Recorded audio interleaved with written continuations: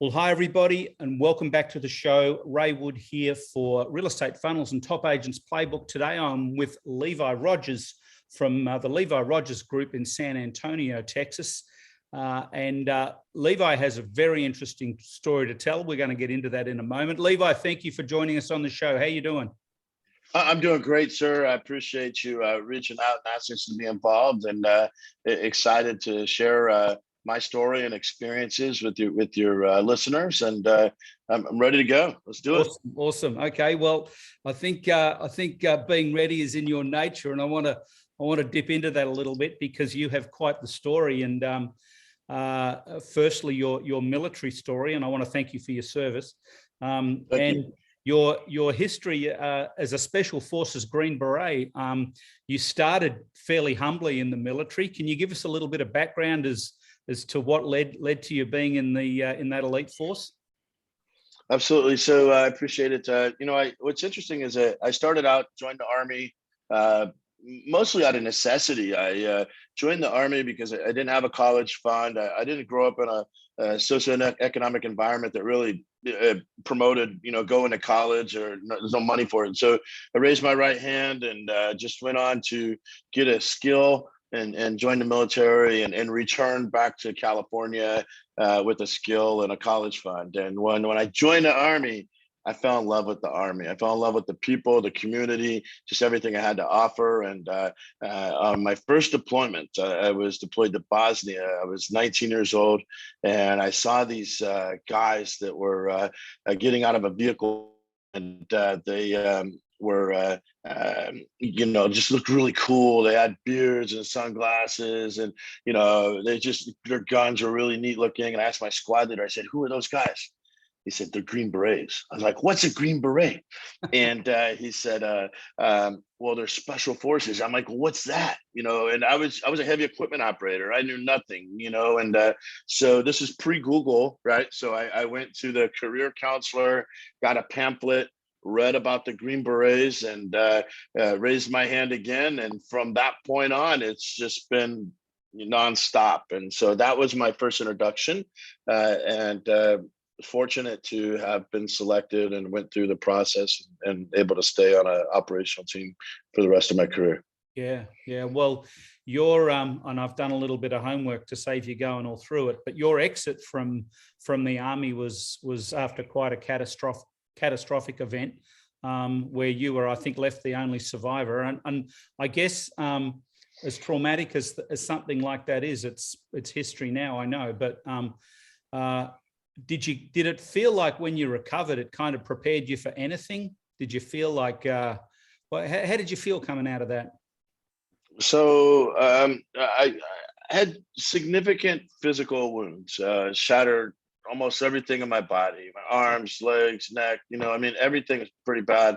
And I get burned a little bit. And as well, 40% of my body was burned. And but the physical injuries played nothing compared to the emotional trauma that I experienced. So emotional trauma, I lost 4 men. Yep. Under my direction. These men were doing what I directed them to do, and I lived. They died. Their families mourn daily because of decisions I made or didn't make. Yeah. Ultimately, and certainly not my fault or anyone's fault. War is tough, and but in answer to your question, the emotional challenges stick with me still to this day. Just now, I tear up talking about it. That's okay. Yeah. I wear this bracelet that memorializes my men every day of my life. When you walk into my company, there's a picture of them right on the entrance, so that every day that anybody walks into my organization, they see the sacrifice of these men and their families. And it's just an important part of me. How that prepared me, certainly made me tougher. However, it also certainly helped me understand that there's consequence with everything you do. And so I think there's some good things that we could take from that, and some things that have affected my decision-making cycle in business as well, because of that event. Yeah. Um, I think it's really interesting in business and in life now to have a story, regardless of what it is. Um, and yours is yours is a pretty extreme story, obviously, but so many people coming into real estate do have a story. They've done something else.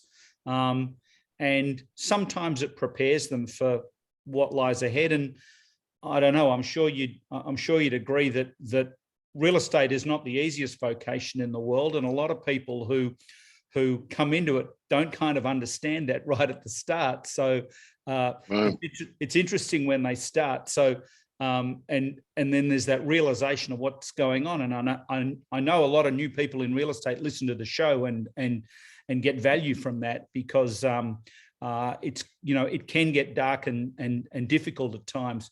What after your transition and your recovery, and you were seriously injured, obviously, but when that turnaround came and you started looking at career options, what was it that took you towards real estate?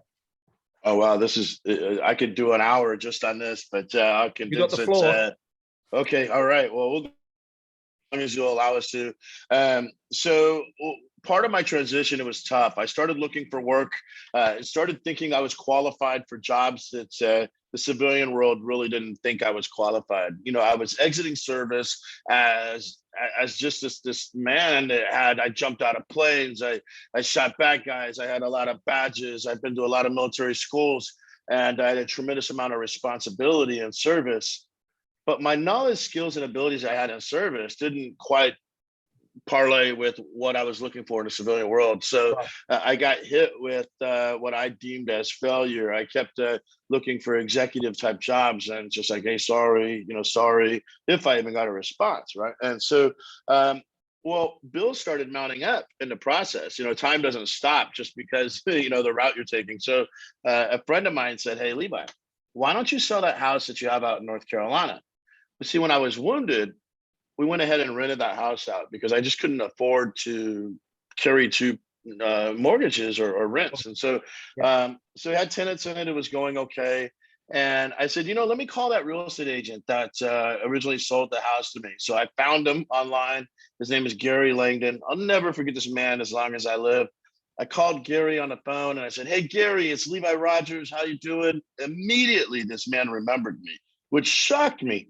I didn't think we didn't have too much of an interaction, a day's worth of work. We met, and he said, hey, Levi, how are you doing? And I said, well, hey, Gary, I ate a 400-pound bomb, life's changed. I'm looking for work, and, I need to sell this house. How much is it worth?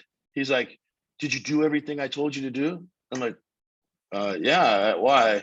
He said, well, I mean, it could be worth $150,000 more than you paid for it. And I'm like, what? Are you serious? And so I was shocked. And so I started thinking back to the scenario. And I originally called Gary off of a double wide trailer that was close to the base.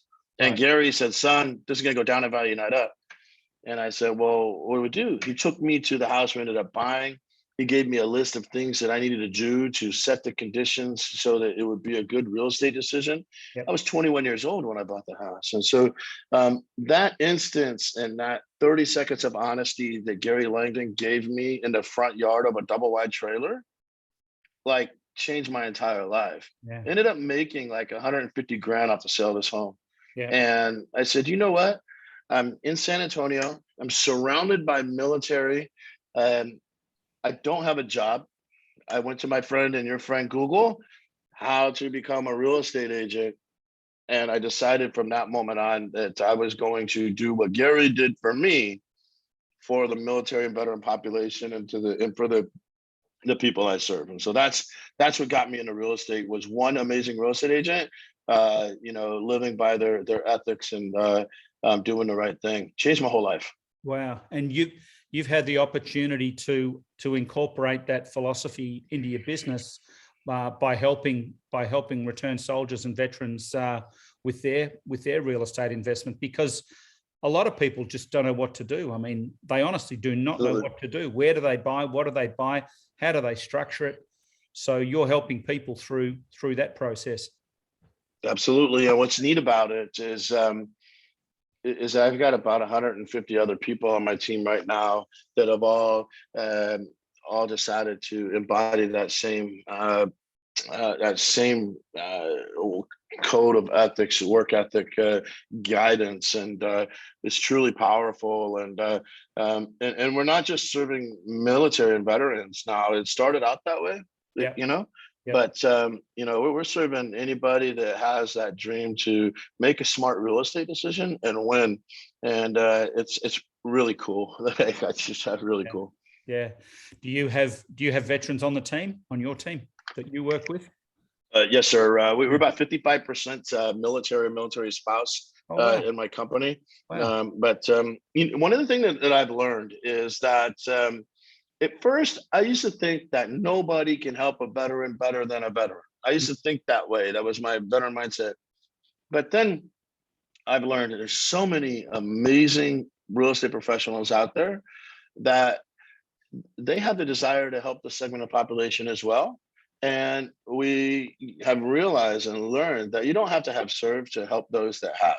Yeah. You have to commit to learning the nuances of their loan and their needs and the environment they're around. So to your listeners, regardless of what niche or what particular segment of the market they work, there should be no barriers other than your desire to go educate yourself and learn and implement. And so that has been a big thing that I've learned over the last couple of years as a business owner is how can I take and what's helped me and spread that to more.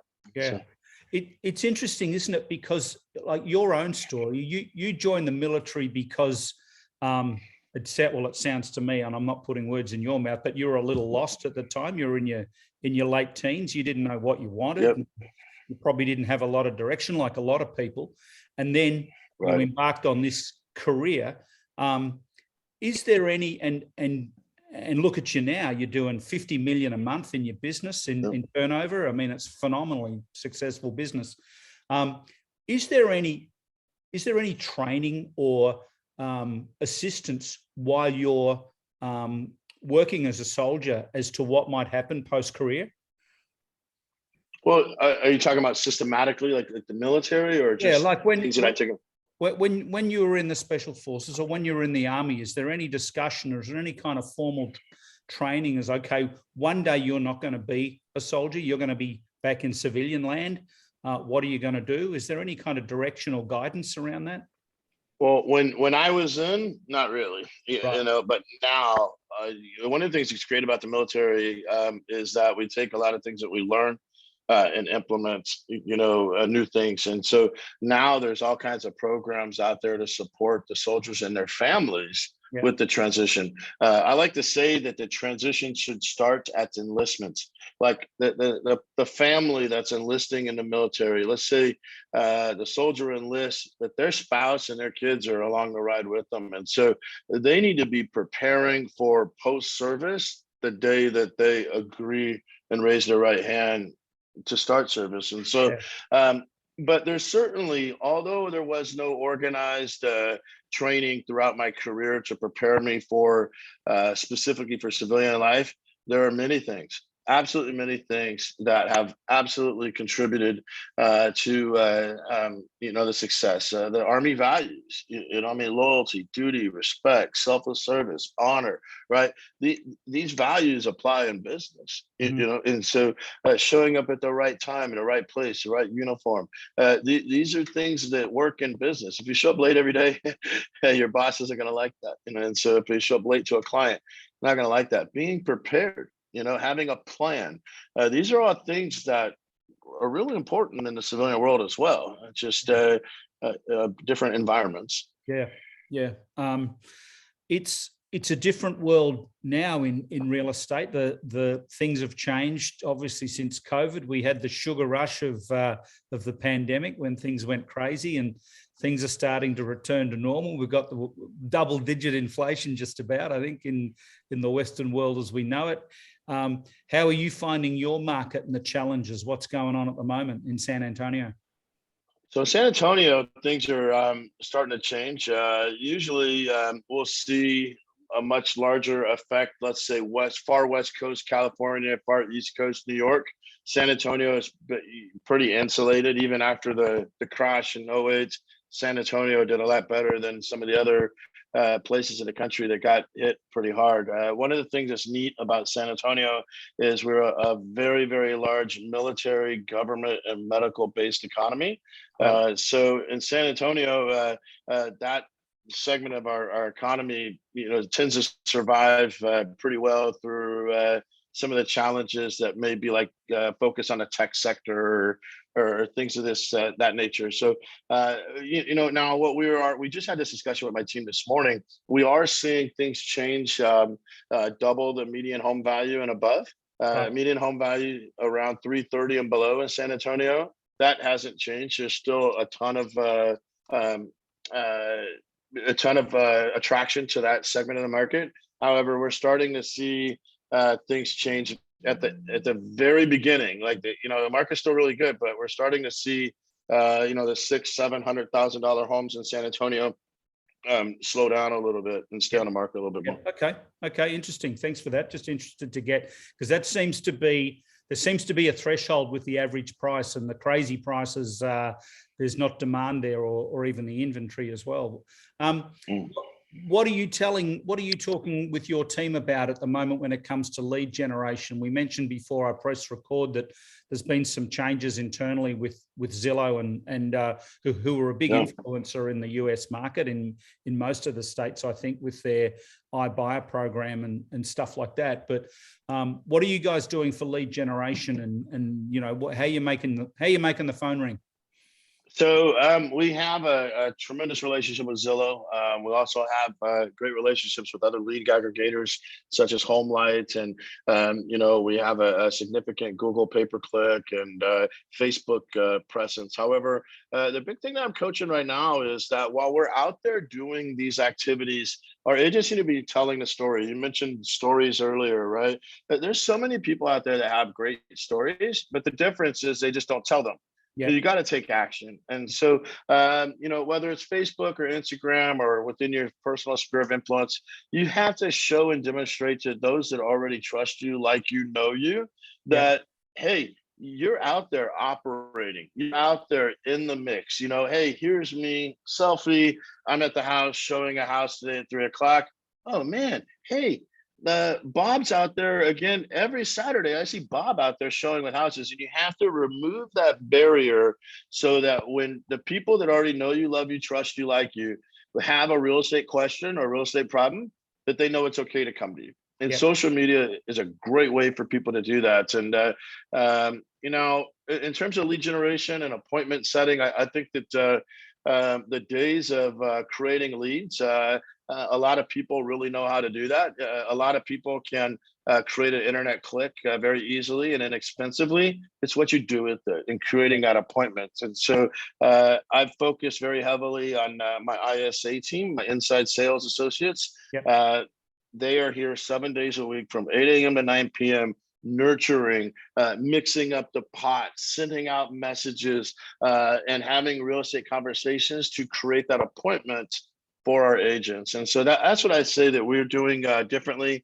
And then, coaching the agents to tell their stories as they're doing it. Nice. Well, that's exciting. And it's, you've certainly got the volume there, and things are going on with that. What would be, I guess, one question I did have, are you running a substantial database of contacts within the greater San Antonio area and probably beyond? You're probably dealing with buyers that might be coming in from out of town or interstate. Are you running a big database, and that's what your inside sales team's looking after? Absolutely. So we have a couple of things that we're doing. I've got about 280, 290,000 people that in the last 10 years have come through, whether it's Google, Facebook, or a lead aggregator sites, into my CRM. The most important thing that any team lead or any real estate agent can do out there is properly manage and control their database, right? That database is your engine. It's everything that you have. And so I coach people that there's two types of people in the United States of America: those that own homes and those that want to. And it's hard for sometimes people to really sit back and realize that. But like the difference is usually what comes out of our mouth and what doesn't. How you approach that conversation with the Johnson family. Hey, Mr. and Mrs. Johnson, I saw that you inquired on 123 A Street. How can I help you today? Yeah. Versus that house is not available. Bye. Yeah. And so yeah, with our database though, we have automated text platforms. We're certainly engaging AI as well. We have a regular newsletter that comes out, so anybody in our database can get a home value unsolicited. We're sending home values to people on a regular basis so that they can, try to spark that conversation. And ensuring that you have a CRM platform that you can see everything in real time all the time, what's going on in those consumer behaviors. And so behavior-based triggers are extremely very important as well. And so it's and then you have to coach, teach, train, mentor your ISA team on how to interact with everybody and as well, so. Yeah, certainly some challenges there. Let's you've been very generous with your time today, Levi, and no, absolutely, yeah. And thank you once more. I'll just finish with a question I like to finish with you. Let's say you're talking to somebody new in real estate. They're not going so well. What would be your advice to help them get some runs on the board? Well, it depends. I think you need to either identify, if you're brand new, identify if you want to be on a team or you're not. If you want to be on a team, go interview 3 teams and figure out which one's going to coach, teach, train, mentor, and offer the most opportunities to you as a newer agent. 2, if you're going to go in on your own, I would focus on the non. It depends on how much budget you have, but let's just assume that they don't have that much budget, right? Yep. I would focus on activities that don't cost much money and cost much sweat. Doing open houses, knocking on doors.